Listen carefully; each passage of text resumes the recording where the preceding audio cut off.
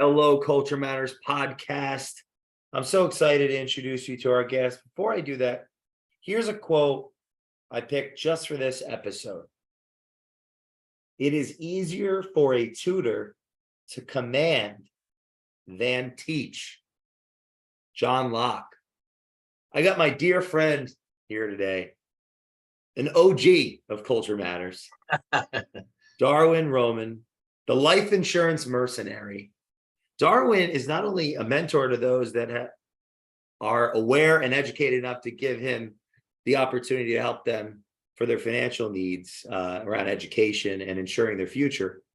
You're a good friend, man. I so many years ago, I was sweating and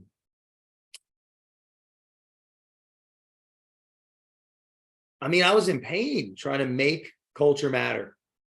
And you opened doors for me, and I can say that NAREP, your leadership for NAREP South Jersey, I can speak only for myself. At least I know you've helped a lot of people because it's just who you are. But that was a great opportunity that has paved the way for Culture Matters growth in so many ways. I can't wait to share with you more after this. But for the audience, you got to understand, Darwin is a good person, and I think that makes him a leader. And I would follow him because he's going to figure out a way to help you. That's my experience. The life insurance mercenary. Thanks for coming on the show. And I can't believe it's been this long, but thanks for coming on.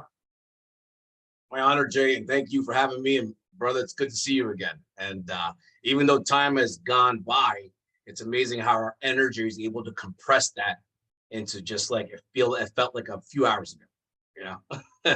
When was it? When we brought the crew and we met at that had to be that WeWork. Yes. What is it, 2017? Yeah, 2017, 2018 timeframe. Yep. By the way, thanks for your service. Appreciate and that. It was 4th of July recently. This is going to come out after that. Why? First, I'd like to start there. What do you believe you learned from serving our country that's cross-pollinated or cross the lines, the boundaries to actually help you serve your customers right today? I'd say my experience in the Marine Corps has really shaped and defined my character and my philosophy and how I approach both my professional life and my personal life. And the core values that were taught, but also shared, I have to say, in disclosure with the Navy as well. But the the core values that they teach us about is honor, courage, and commitment. Honor, courage, and commitment. And I'd say that translates into every facet of your life if you allow it to. In the sense of in dealing with a client and you tell them that you're going to call them back tomorrow at 5 p.m., that you honor you honor what you say, you honor your word. If you feel that the client is making a mistake, or maybe they're just not taking enough action on what you're saying, have the courage to say so. Right. And then in terms of committing to doing the right thing, and commitment could go a different way, but I'd say commitment and also commitment to the mission of making sure that the family's taken care of, or their needs are addressed. And also maybe your personal levels, you're committing to hitting your goals, right? So that translates there. And then on the personal side, how about that? Imagine a guy right now, a man asked me about any advice about being married. I'm not married, but I'm in a relationship. And so I would say this: honor, courage, and commitment applies to your personal life in that sense, right? Honor your spouse, the courage to do the right thing when you're not being watched, and the commitment to being a better person for your spouse. Wow. Right. What are some of the struggles you're seeing with families right now when it comes to ensuring their future? This is a weird time. I've been having a lot of shows and all sorts of different ways we can go here, but I guess Yeah. generally, what's the beat on the street? You know what's changed, Jay, is right during the pandemic, in terms of an industry metric, there was a significant jump in the years of 2020 and 2021 with regards to life insurance applications. Why was that? Well, we were forced to be able to have to face our own mortality because of a pandemic. And so that made people rethink their own mortality. They go, oh crap, something happens to me, what happens to my family? I feel that because that we're now, thankfully, we are now as a world, for the most part, right, past that, that memory starts to fade away, which then unfortunately gives this, I call it this, it returns back to this cadence of complacency, where they're complacent enough where, okay, well, I have my job back and now I'm no longer furloughed. I'm no longer in unemployment. I'm back on I have my job back. My job has all the benefits set up for me. That's good enough. I don't have to worry about this stuff anymore. And it becomes that cadence of complacency they fall into. As a leader, the job is to get them out of that cadence, snap them out of it. So wait, hold on, because this is not guaranteed. And I'll propose a question even today. If tomorrow we had a pandemic, so COVID-23 came out. Oh God. What would you do? How would you repeat? Would you still act the same? Right. And they're like, well, all right, what's a kind of a tough way to put it. So I don't know any other way to put it for you. Because until we start having real conversations, authentic and transparent conversations about the subject, we're not going to take any action. And unfortunately, people will take action based on love or fear. And I say, so which one is it? Either you love your family enough to make the right decision today and make sure that you're properly insured, or you at least have, you're scared enough that something could happen and that's going to make you motivated to do something. Which Do people actually not insure themselves? Yeah. Look, statistically, LIMRA is a Life Insurance Marketing Research Association. They're an independent organization, LIMRA. And they do a lot of surveys and things like that to be able to figure out what the public's thinking in terms of a consumer perception of certain products. And they ask the questions: do you currently own life insurance outside of your job? And when people ask him that, about majority of the American population, half don't own a policy outside of work. So what that shows is that they're leaning on corporate structure to be able to take care of their financial needs. And so that's the problem. And so you'd be surprised. And the other half that did take the step, thankfully, to go outside of their corporate structure and have a personal own policy and make sure their family's taken care of. At least half, and then the half of those folks actually underinsured. So they may not have gotten the proper analysis of how they should go about finding the right amount of benefit to make sure their family's taken care of, things like that. And I said, listen, $1 million 20 years ago is not $1 million today. It's not. So Are people shocked when they hear that? yeah, they were like, what do you mean $1 million? It sounds like on paper $1 million, but I start slicing it down based on assets versus liabilities. They're like, oh, maybe it's not as much as I thought. So yeah, exactly.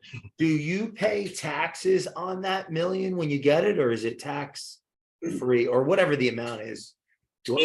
I'll say like this, and I say this without giving any kind of tax advice, right? A disclaimer there, because I'm not a tax professional, right? However, in most cases, that's why I say in most, life insurance death benefit proceeds are considered exempt from federal and state taxes. In most. And the reason, and that's a big benefit. And then if people want to figure out, well, what would be the other cases? Well, that's a whole other conversation as to when it wouldn't get. It's fine, right? So but there's a possibility not to. Possibility. So we put you in a position too to. Yeah, but in general, that's the big benefit. Because what's happening is the government's giving you a very big tax break to make sure that you can then take care, can push the liability of the financial obligation of taking care of your family on an insurance carrier as opposed to the government. Why would someone listening to this that isn't thinking about other people care about this? I don't know. Maybe that sounds like a terrible question, but that's just what comes to mind. Like, let's say I don't care. It's all about me and my Instagram. Yeah. Can you convince me out of that using just knowledge that I wouldn't have, because I know nothing about this, right? I'm playing the totally ignorant person. Right. Why should I care? Mm-hmm. What do you think? Yeah. The challenge with a person, especially in the certain age groups, is that, and this is very well taught in any financial firm, is that there's a sense of invincibility that is hard to overcome based on age. So a 21-year-old is really not going to see, it's hard for them to see the value. Even the value of putting money away into a Roth IRA or an IRA, or even saving money, maybe even for a home just now, right? Because of their age. And so the challenge there, if we're looking at them to start thinking about the future, it's got to be what's in it for them, right? When it's in it for them, at that point, then you have to think about a certain policy that would benefit them financially, and that become more of a product-based conversation about whole life. Very individualistic. Yeah, individual. You plan it around that, right? Because then it becomes based on their goals, right? A younger person says, "All right, fine. In the next 5 years, like, all right. So, what drives you? What gets you excited? Are you looking to drive a better car? Are you looking to have a property? Are you looking to build real estate portfolios? You want to live that big lifestyle, right? You see on Instagram, that it takes money to do that. How are you gonna do that?" And then they go, "Oh yeah, well, that I want to do." Cool. Well, let me show you the steps that those before you have done to get to that point, and this is one of them. And they're like, "Oh," and then it's just changing their perspective, right? That's really it. Is it that younger person thinking about them 10 years from that moment? Yeah. It's that getting them to think about a couple steps ahead. Not even just say, "Hey, listen, we're not thinking 10 years ahead. What about 5 years from now?" Right? Or just bring it up that way. And as the age comes, it comes with wisdom, right? And you start thinking a little differently. Let's say even a 30-year-old will obviously think different than a 20-year-old. And then at least a 30-year-old starts getting a concept of time, right? I say, "Hey, listen." When did that start happening for you? Yeah, I'd say the same age, honestly. Between the years 20 to 30, I wasn't thinking about the future. I mean, I had a 401k because my job had one, and my parents told me I should be putting money in it. And then I came in a bad spot when I was like 25, 26, and I'll openly admit I cashed it out and I used the money. And then I'm thinking back, what an idiot, right? But I didn't have an advisor at the time or somebody to say, "Hey, hold on." I didn't. Had I had somebody, I think, around me to coach me and mentor me, maybe things would have been different. I don't know. Is that a motivation today to help younger people? Sure. I think it's a motivation because one of the questions, how about this? And I feel I base my values and principles on legacy, because I know that yesterday, matter of fact, I don't want to say tomorrow's not guaranteed, because that could lead to a very kind of negative perception of the future. I would say I could have not been here yesterday, but I am, right? So here we are. It's like when we're speaking to certain clients, and by the way, you have to watch your language of speaking to certain clients, because they may have a certain belief system, religious belief system, where saying certain ways, big words, could be offensive. And a typical advisor's question, "What if you died tomorrow?" in some cultures is an offensive question, because now you're almost cursing them, as if to say you could die tomorrow, right? That's a scary situation. Like, they might beat you up. They're like, "How dare you say that?" So instead, wow, the question to put in the perception of, what if you passed away yesterday? Well, that's acceptable, because that's impossible right now because yesterday is gone. Wow.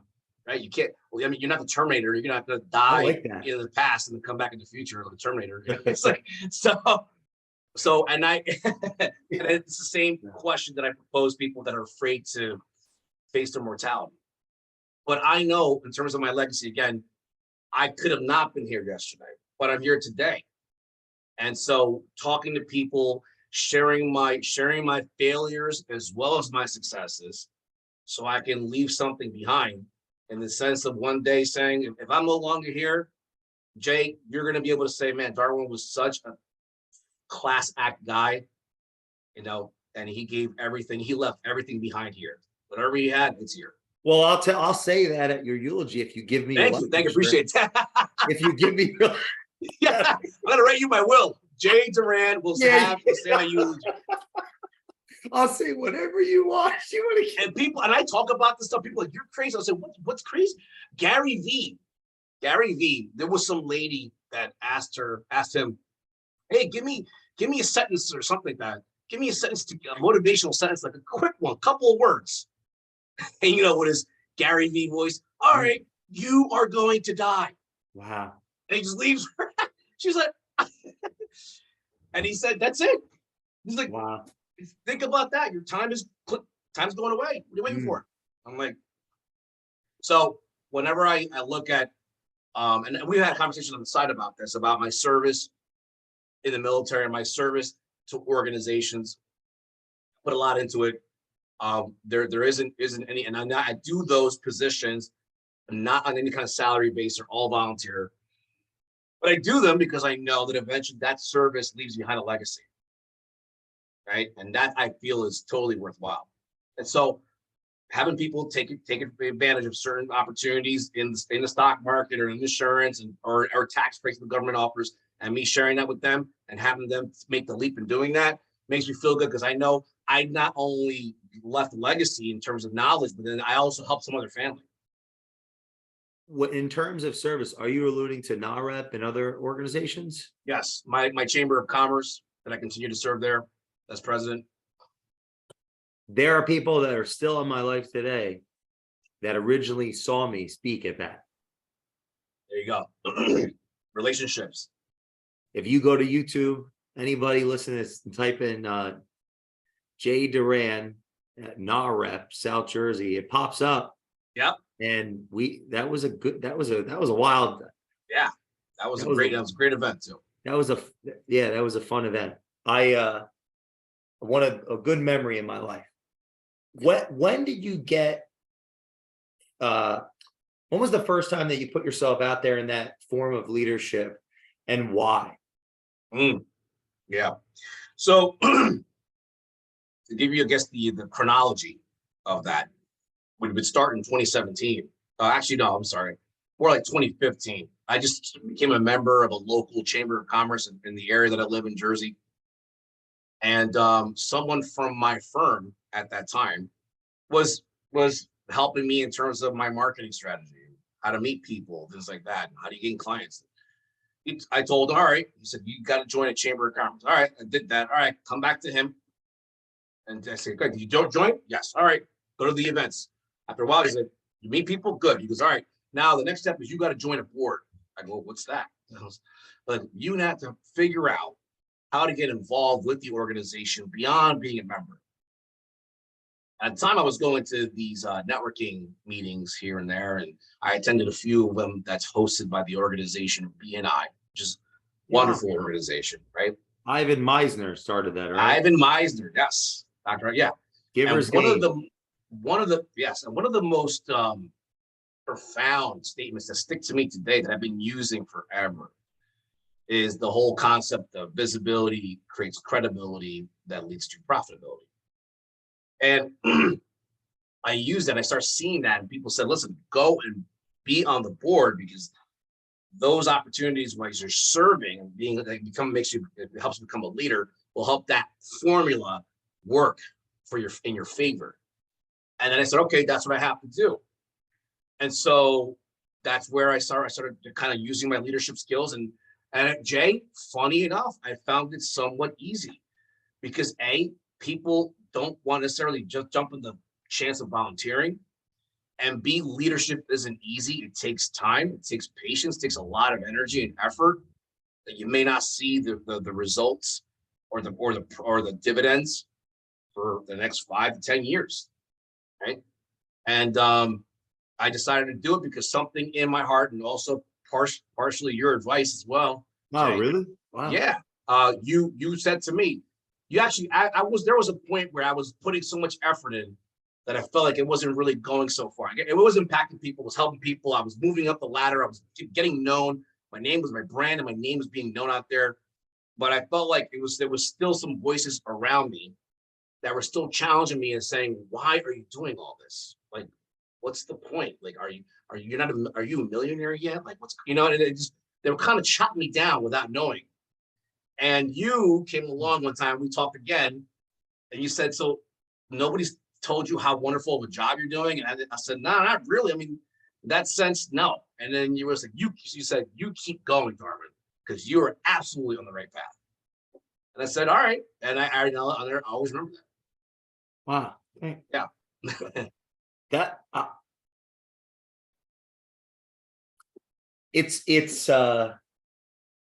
thanks for sharing. I had no idea that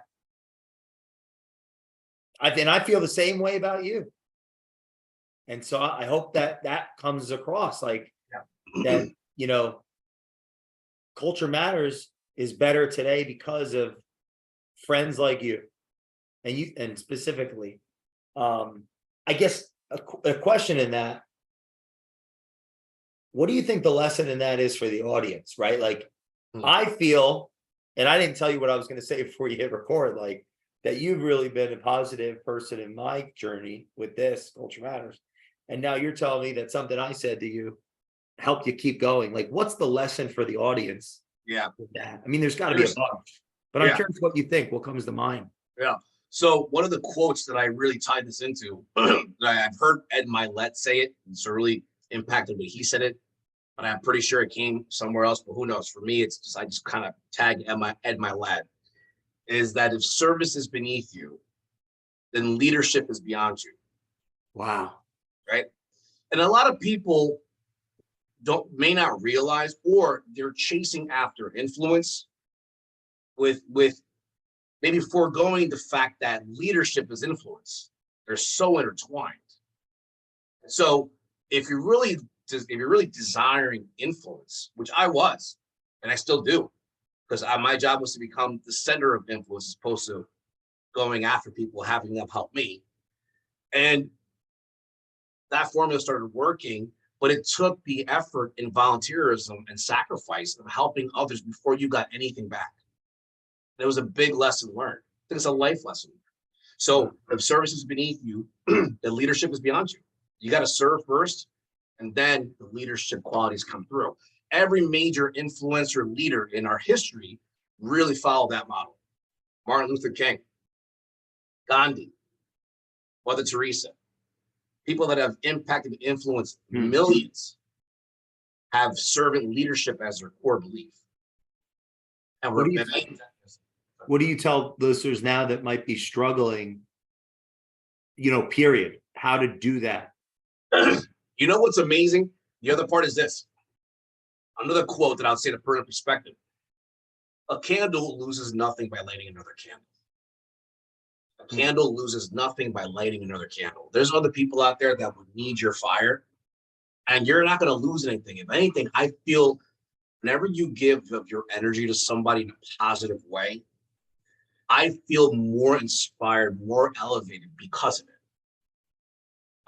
And so that's when sometimes, although I may feel drained at the moment, I feel so fulfilled if I can console somebody in a moment of their darkness, because I know that eventually that will return to me. And even giving that feeling of helping somebody through a tough process, you feel empowered because you've led them out of a storm, right? And that becomes so valuable, and you feel so good. And so anybody listening to us, you may not see the profits or the dividends yet of networking and leading an organization. That's okay. It takes time. It takes a lot of time. And people have said to me, how long have you been doing this? You know, the reality is that, Jay, my actual year that I started as my term of president as the Chamber of Commerce was 2018. Then my first year of NAREP was 2019. Then when you think about what happened, pandemic, 2020, 2021, those were lost years, in my opinion, to a lot of organizations that depended on hosting live events, right? Because that's how you drive your organization. You're right. Then 2022, 2023, almost, right? We're about halfway, a little past halfway through. So when I take inventory of how many years I've been in leadership, without counting the years that we kind of lost, I call it about 4. I put that perspective to a colleague of mine. I said, so what is a long time to you in definition? I said, because I've been really president, so to speak, of 4 active years and I could do something about it. The other 2 years were lost. So I'm going about 4 years, going on maybe 5. I said, is that really that long? Within that time, I'm able to host major events. I'm able to get on podcasts like yours. I'm able to, twice I've been invited to the governor's mansion to represent Latino leaders. That's amazing. Who would have thought? I wouldn't have believed you 10 years ago. I'm just thinking, I'm just trying to there and just sell and make money and that's it. Like nobody's gonna know about me, really just people that I know and talk to. The fact that I ended up somehow, because of my networking and my friendships and relationships, ended up in 3 independent films as an actor. Really? Yes. One of them happens to be on Tubi. What is it? It's called Love and the Game. That's cool. Is that a passion of yours? By the way, that's a bucket list dream of mine. Oh, wow. By the way, so that one, real side note, that movie got submitted to a film festival in Jersey City. And I was able to go to the historic Lowe's Theater in Jersey City and see myself on the big silver screen in a movie. It was an out-of-body experience for me. But that came through a lot of the networking and the relationships that I built. Without those, without the leadership and the visibility, the credibility, the profitability, do you think that ever would have happened? I don't think so, because the person, the director that decided to cast me in that role, we actually worked together, and I was his manager. And he always remembered that besides the managers light a fire under you, right, to get you moving. Leaders light a fire inside you, get you inspired to take action. And he saw me more as a leader, as a friend too, but he appreciated the way I treated him, as opposed to there were other managers in their office that really didn't believe that kind of strategy. I was always blamed as the nice guy. Too nice. You're too nice, Darwin. You're too soft on them. Rattle their cage more, crack that whip, get them on the phone. I'm like, I don't want to be treated like that.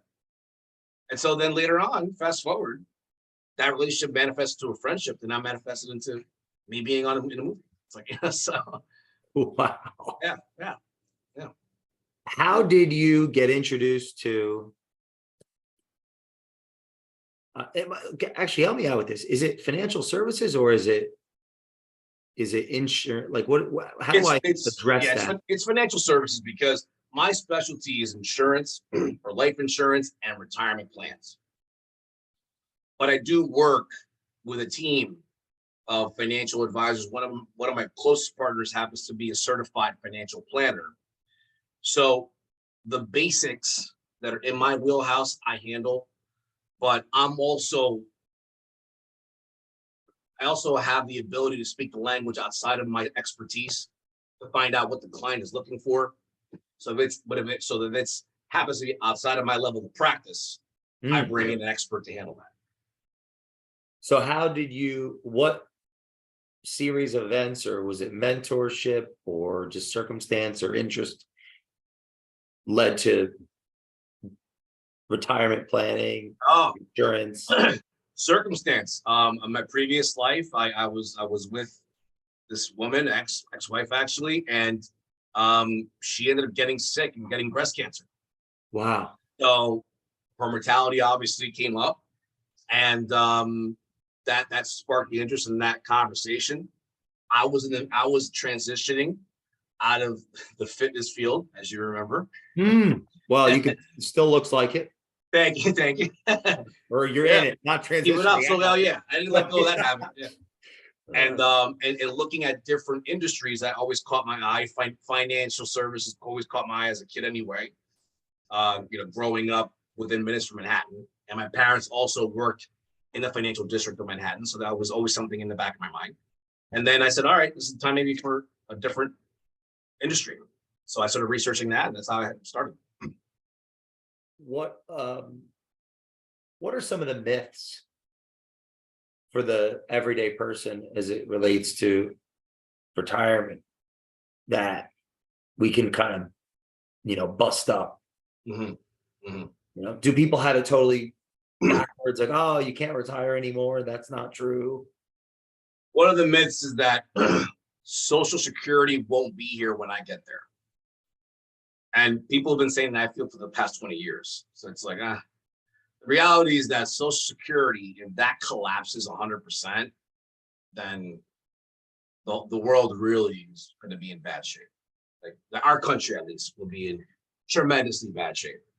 The other myth is that the other myth is that insurance companies are the enemy, and they're not. If anything, on a larger scale, at first I see them firsthand help families in a very bad situation.